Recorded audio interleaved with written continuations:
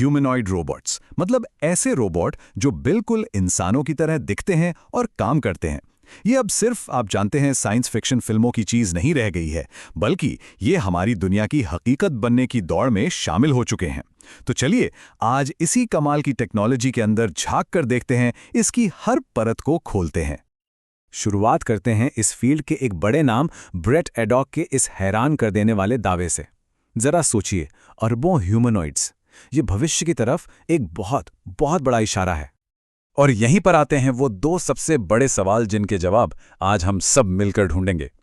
आखिर एक ह्यूमनॉइड के अंदर ऐसा क्या होता है, और वो कौन सी टेक्नोलॉजी है जिसने इसे आज मुमकिन बना दिया है।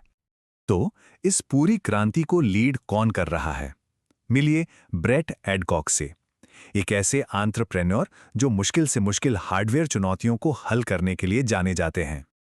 उनका जो पिछला तजुर्बा है, खासकर आर्चर एविएशन में इलेक्ट्रिक एयरक्राफ्ट बनाने का, वो ह्यूमनॉइड्स के लिए एक परफेक्ट लॉन्च पैड साबित हुआ। क्योंकि अगर देखा जाए तो एक इलेक्ट्रिक विमान भी तो एक तरह का उड़ने वाला रोबोट ही है ना।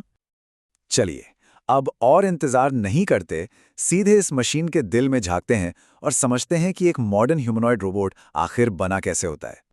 स्क्रीन पर जो ये लिस्ट दिख रही हैं, वो इस रोबोट का पूरा शरीर है।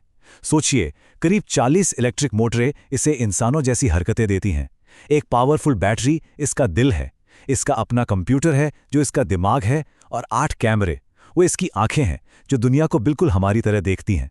ये सब मिलकर एक बहुत ही फुर्तीला और समझदार सिस्टम बनाते हैं। यहाँ ना टेक्नोलॉजी में एक जबरदस्त छलांग लगी है। जो पुराने रोबोट्स होते थे वो हाइड्रोलिक्स पर चलते थे, मतलब भारी भरकम, बहुत शोर करने वाले, और सच कहें तो इंसानों के आसपास काफी खतरनाक भी।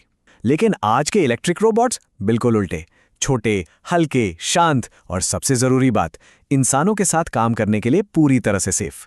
ये तो पूरा खेल ही बदल देता है। ठीक है, तो शरीर तो बन गया, लेकिन उसे कंट्रोल कैसे किया जाए? एक इंसान जैसे रोबोट को चलाना कोई बच्चों का खेल नहीं है। ये इंजीनियरिंग की सबसे बड़ी चुनौतियों में से एक है। जरा इस नंबर पर एक नजर डालिए। ये उन तरीकों की संख्या है जिनसे एक रोबोट अपने जोड़ों को हिला सकता है। और ये नंबर, ये इतना बड़ा है, इतना बड़ा कि पूरे ब्रह्मांड में जितने एटम्स हैं ना, ये उससे भी ज्यादा है। सच में ये तो सोचने से भी परे हैं। इसका मतलब साफ है, आप पुराने तरीके से, मतलब लाइन बाय लाइन कोड लिखकर इस प्रॉब्लम को सॉल्व कर ही नहीं सकते। और यहीं पर एंट्री होती है एआई की, यानी आर्टिफिशियल इंटेलिजेंस की। ये कोई फैंसी फीचर नहीं है, बल्कि ह्यूमनॉइड को चलाने की सबसे बड़ी जरूरत है। तो सवाल ये है कि ये रोबोट दुनिया को समझता कैसे है? ये पिक्सल स्पेस रीजनिंग का इस्तेमाल करता है। आसान भाषा में कहें तो ये अपनी आंखों, मतलब अपने कैमरा से जो देखता है उसी पर रिएक्ट करता है। बिल्कुल एक सेल्फ ड्राइविंग कार की तरह, जो सड़क पर दूसरी कारों और लोगों को देखकर फैसले लेती है, ना कि किसी पहले से बने नक्शे पर चलकर। रोबोट की जो सोच है वो 2 लेवल पर काम करती है। जो काम फौरन करने हैं, जैसे चलते चलते बैलेंस बनाना, वो रोबोट के अपने अंदर लगे कंप्यूटर से होता है। लेकिन जो मुश्किल प्लानिंग है, जैसे किसी काम को करने का सबसे अच्छा तरीका क्या होगा, उसके लिए ये क्लाउड में मौजूद एक बड़े सुपर ब्रेन से कनेक्ट होता है। एक बड़ा सवाल ये भी उठता है कि ये सब अभी क्यों हो रहा है, 5 या 10 साल पहले क्यों नहीं हुआ? जवाब है, 3 बड़ी टेक्नोलॉजी एक ही समय पर आकर मिल गई हैं। ये वो 3 सफलताएं हैं। पहला, डीप लर्निंग, मतलब एआई की खुद ब खुद सीखने की काबिलियत, जिससे वो मुश्किल से मुश्किल हरकतें सीख सकता है। दूसरा, पावरफुल इलेक्ट्रिक मोटर्स और बैटरी। और तीसरा, लार्ज लैंग्वेज मॉडल्स यानी एलएलएम्स।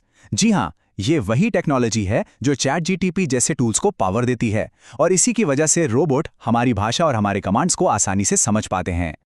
तो चलिए अब जरा टेक्नोलॉजी से आगे बढ़कर देखते हैं कि ये रोबोट हमारी असली दुनिया पर क्या असर डालने वाले हैं। ये बात बहुत ही दिलचस्प है।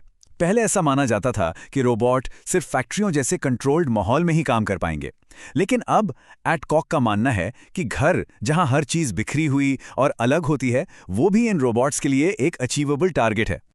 ये लाइन ट्रांसफर लर्निंग के कॉन्सेप्ट को बहुत ही शानदार तरीके से समझाती है। इसका मतलब ये है कि जब रोबोट एक काम सीखता है, जैसे डिब्बे उठाना, तो वही स्किल उसे दूसरे बिल्कुल अलग काम में भी मदद करती है, जैसे कपड़े तय करना। वाकई कमाल है। और पता है इससे भी बड़ी बात क्या है? वो है फ्लीट लर्निंग। इसका मतलब ये है कि जब एक रोबोट कोई नई चीज सीखता है तो वो जानकारी पलक झपकते ही पूरी फ्लीट को मिल जाती है। मतलब बाकी सभी रोबोट्स को। हम इंसान तो ऐसा कर ही नहीं सकते हैं ना। और बस इसी वजह से इनके सीखने की जो रफ्तार है वो कई कई गुना बढ़ जाती है। तो आखिर में चलिए उन बड़े सवालों पर सोचते हैं जो इन ह्यूमनॉइड्स के साथ हमारे भविष्य को लेके खड़े होते हैं। ब्रेट एडकॉक की सोच इस मामले में बिल्कुल साफ है।